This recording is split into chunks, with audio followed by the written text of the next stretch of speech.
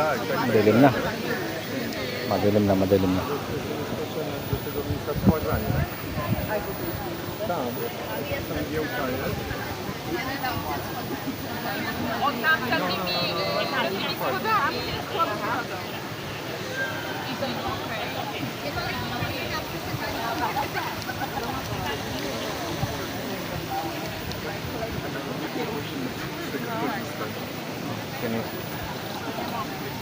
This is the Makinit Hot Spring here in Coron, Palawan.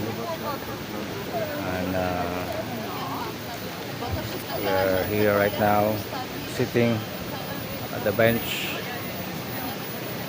Alright.